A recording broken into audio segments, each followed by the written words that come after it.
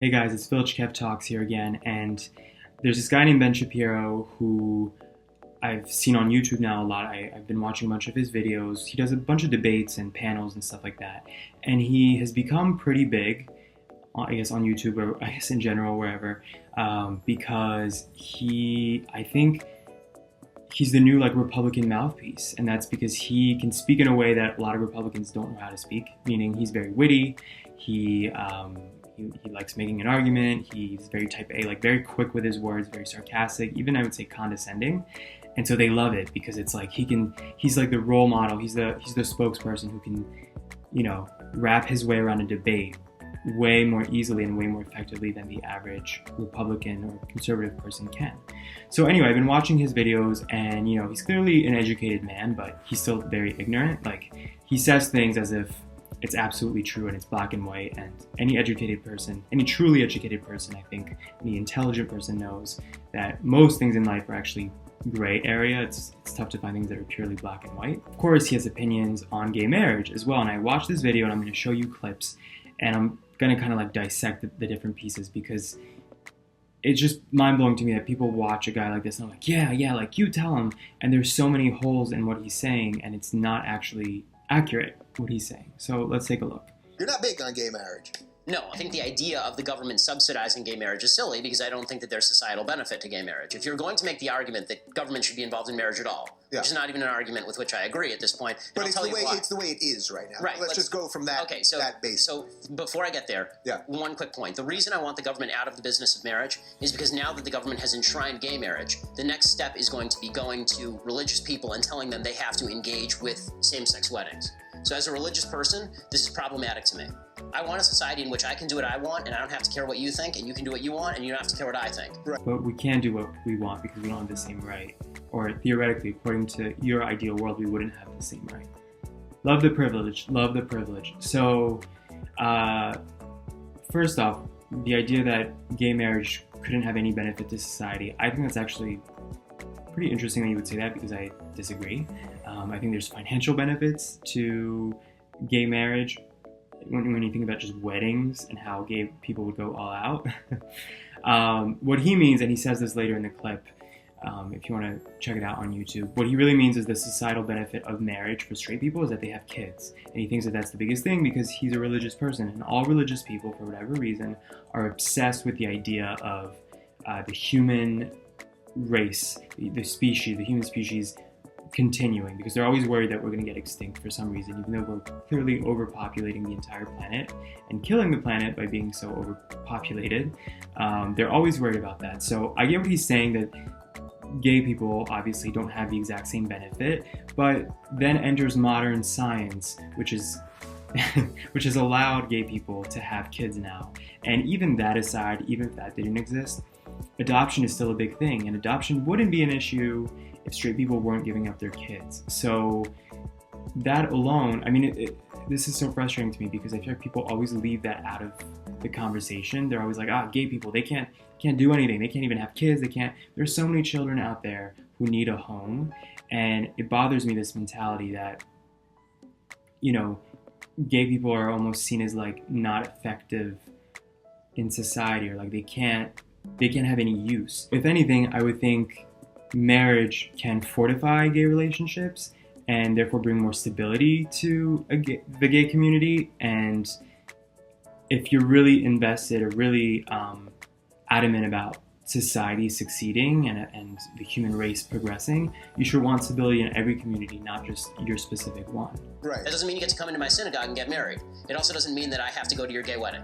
Nobody wants you at their gay wedding. Nobody's checking for you, though. No, it's so stupid. Nobody wants to get married in your synagogue either, unless they're actually Jewish. Random people don't show up to a synagogue. And it's my belief that a man and a woman do a better job of raising a child. First off, I love this argument of it's proven that a man and a woman make better parents. There's literally no proof of this.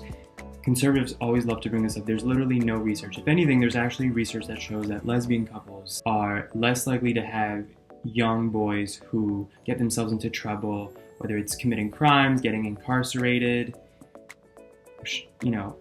I have no idea what the statistics are on gay male parents, but to just say, because you feel that what you know is familiar, so that must be better, and this other thing must not be on the same level, back it up, baby. Back it up with details. The other issue here is, what about couples who don't have kids and they get married and they want to get married and they don't want to have kids, or they can't physically have kids? Are they suddenly less worthy of marriage? Because by his definition, they are less worthy. So then they shouldn't get married either, right? So the argument he's using, he's trying to make it like it's not about being gay, but then when you present examples that have nothing to do with being gay, it's like, oh, well, they get a pass. You know, all these people get divorced every year, but marriage is we still need to uphold the sanctity of marriage. Isn't the child part of it sort of secondary? I mean, there are plenty of people that get married, gay couples and straight couples that don't have kids. This is society. Marriage in and of itself isn't just about... But at a governmental level, I don't care about those people. Great. So, yeah, I'm pretty sure that's how we should start running our politics. We should just do things not caring about an entire segment of the population, even though they're still citizens and still paying taxes. That's how we should, work with legislation. We should just ignore and literally not care about those people's rights. Solid. Yeah, I think right now the next conflict is not going to come from the right. It's going to come from the left pushing the ball.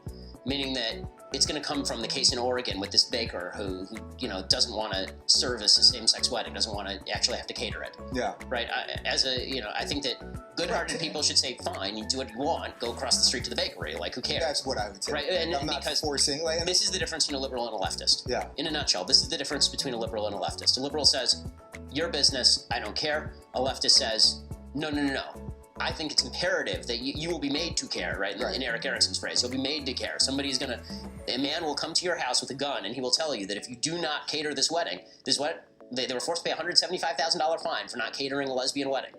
The average person, including me, I think, if you get refused service from a bakery for your wedding, you'd go to the other bakery and you'd boycott that one bakery. But the reality is, I'm glad that couple pursue them legally because I think there should be accountability.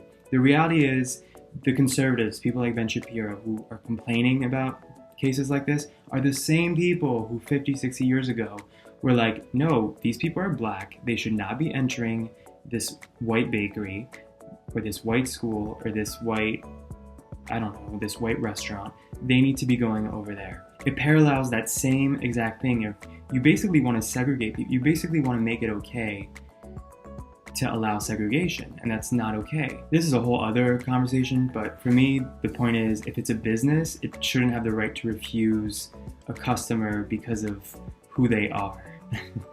Because of their beliefs, because of who they are, because of what they do. As long as they're not threatening the place or making other customers leave the place, there really is no valid argument to say, I don't want to cater to this service. My frustration with people like this is that their world is like this, and they believe the world is like this, and the world is really like this. It's just so frustrating that people could be so limited intellectually and not even be aware of it. They're not even aware that there's a bigger world, and that they're one speck in society.